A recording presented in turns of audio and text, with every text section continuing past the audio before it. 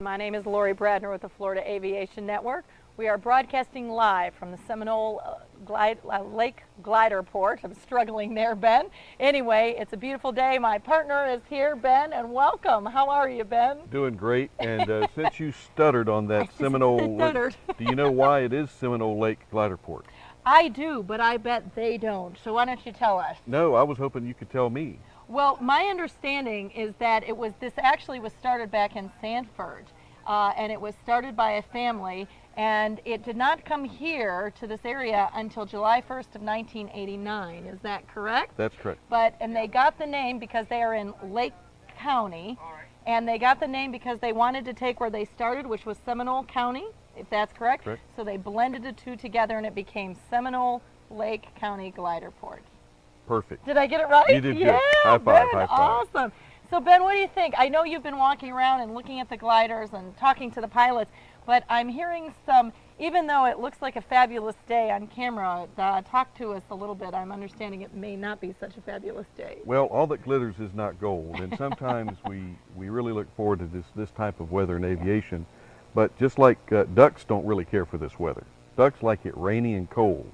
Right. Gliders like it with puffy white clouds all over the place, because where there's puffy white clouds, there's building. Right. And that's what the gliders love, is to stick their wing into a nice thermal, and that way they can soar and fly literally as long as the bladder can withstand it. Okay. Well, I tell you what, we're seeing some come in, and I know that we were destined, I know the pilots, I believe, had their briefing at about 11:45. And what we're hearing now is that I think they're putting it off a little bit because we just do not have the winds aloft necessary right now. Well, actually, Lori, the reason that they're stalling a little bit is Okay. to give us a little more chance to build some of this volume of video that we can share with the folks out in TV land and our beautiful internet patrons, Awesome. to learn a little bit more about gliding and how important that is to perpetuate the term aviation, because it's foreign to so many people and it's so much fun. Well, I was amazed to find out this morning with some of our guests as we were talking, Ben, was amazing, is that the Soaring Society of America has been around since 1932.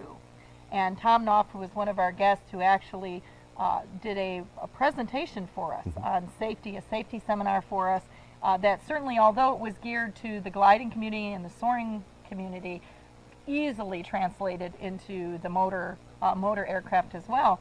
He'd been flying since the 1940s. And so I was amazed at the longevity of the Soaring Society of America. I had no idea. Well, if you stop and really dig apart and drill into history, before there was powered flight, what were the Wright brothers flying? The gliders. There you go. So really, they've got an edge on all of the other powered flight vehicles, and it's such a peaceful. Now, don't get me wrong. There can be tragedy as well, and you have to exercise the same safety protocols as you do with powered flight, but there's just less systems, less items to go wrong. Let's put it that way. Ben, you have to tell me. I've never been up in a glider. What is it like? You obviously have. I can tell the way you're talking. Well, what's it like? You've got to share that with us. Well, I want to know what it's the almost. experience is. Well, it depends. If you hop into a glider and after not having ever been into a powered aircraft, Right. you don't know the difference. So it's wow, this is nice and quiet and peaceful. Once you get your experience in a powered aircraft and you hop in a glider, initially it's panic because you can't hear or feel the engine.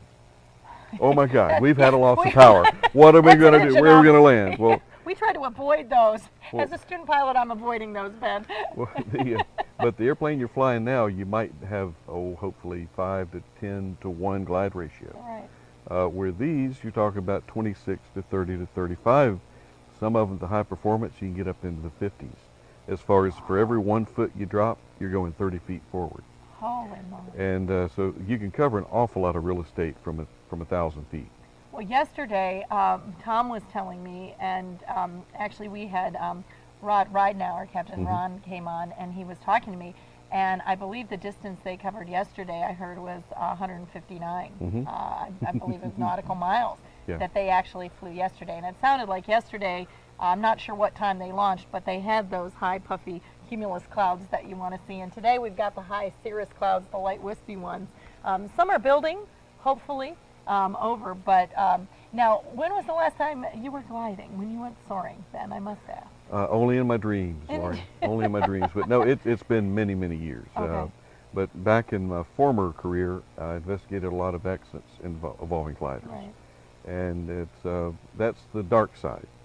But you have to understand and appreciate the dark side to fully appreciate the beautiful bright side of gliding. Right. And the aspects of being in a little capsule high above the earth, and it's all about energy management, because all you have is the energy of the weight of your glider, the weight of your body, and it's just controlling how much descent and when you want it, because there's a point that you do want to come down. Right. When nature calls. You said the bladder. I got it. Get one of the guys to show you the relief tube mechanism. Oh, I'm sorry. Are we live? You know what? I didn't realize we were live.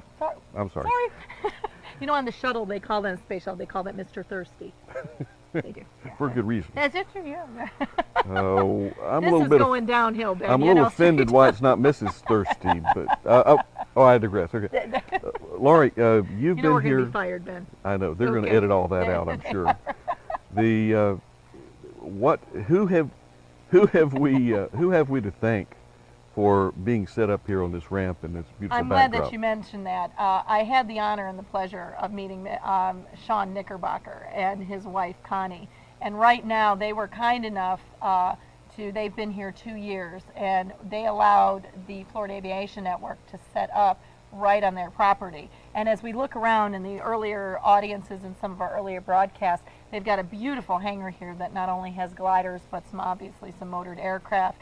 And that belonged to not only Sean, but some friends of his, and Stearman, to name one of them.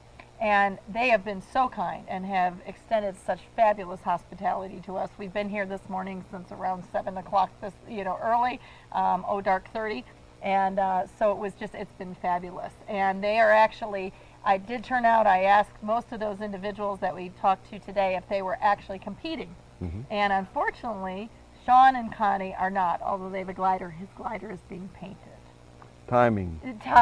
So he flew yesterday. He said he got to fly with one of the world champions, Carl.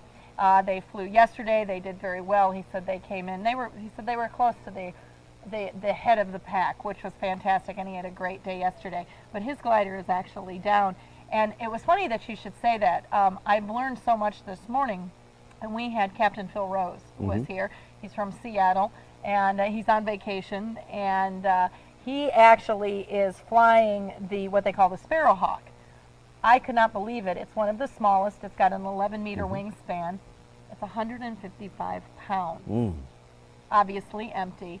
But then he was talking about the Duckhawk, and when you were saying about the energy conservation, he was telling us that the Duckhawk, which is being manufactured in Oregon, he's a partner with the manufacturers. He's waiting on his to be delivered.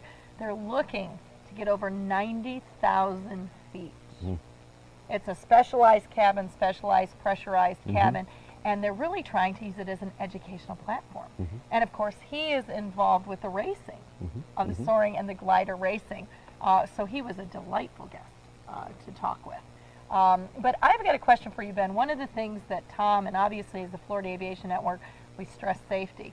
And one of the things that Tom has written a couple of books about the safety, and I would be interested in your input. His comment was that most of the safety issues that he found when he went through the reports over the years, NTSB, FAA, most of the errors were before the gliders ever got in the air. As catastrophic as a mid-air collision is, most of them are preventable because they happen right here on the ground. And I don't know, could you speak to that, Ben, based on your experience and investigation? Well, experience-wise, yes. And these gliders, typically they're very mobile because you move them around in their own portable trailer. and that requires assembly and disassembly. A lot of assembly and disassembly. They've been doing that this morning. We've And seen that. there's nothing more heart-wrenching than to watch somebody take a video of a loved one take off in the glider, and you see the horizontal stabilizer pop off.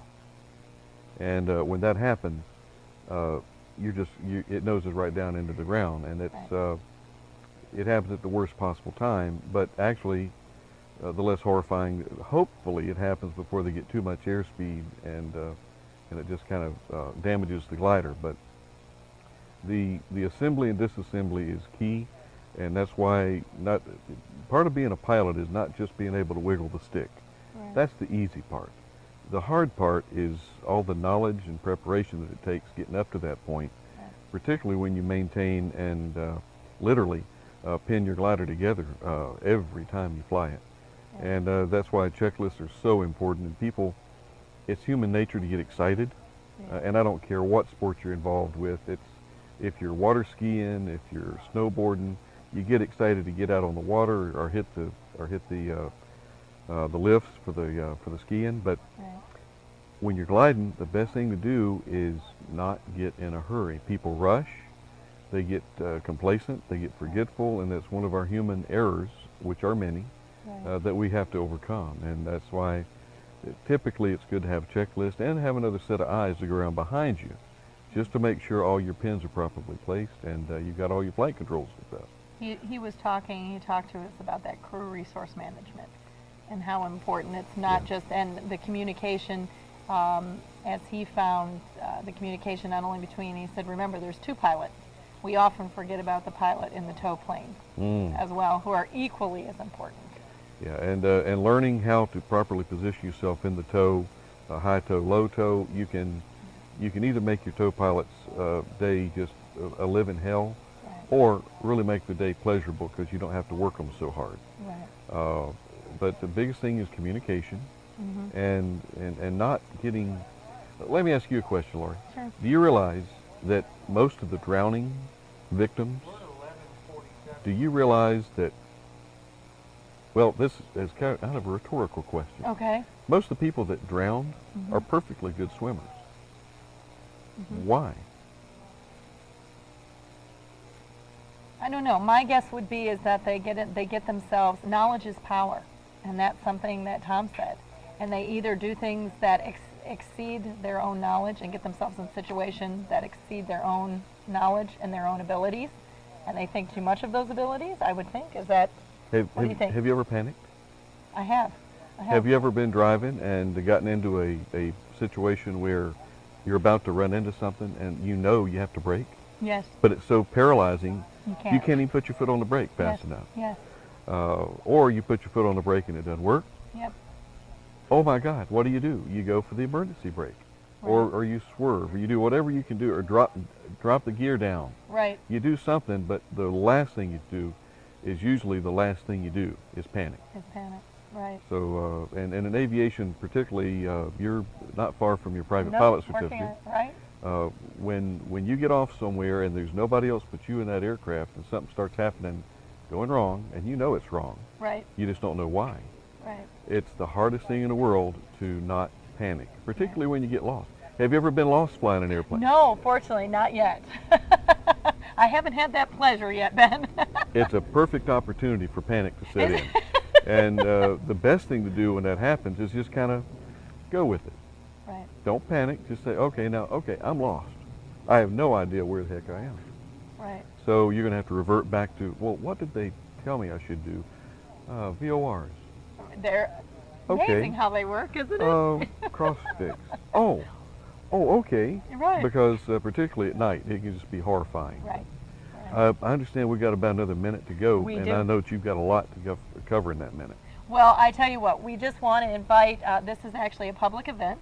It's the 24th annual. Again, we're being hosted today by the Knickerbockers by Sean and Connie, which is fabulous. We invite the public to come down to view.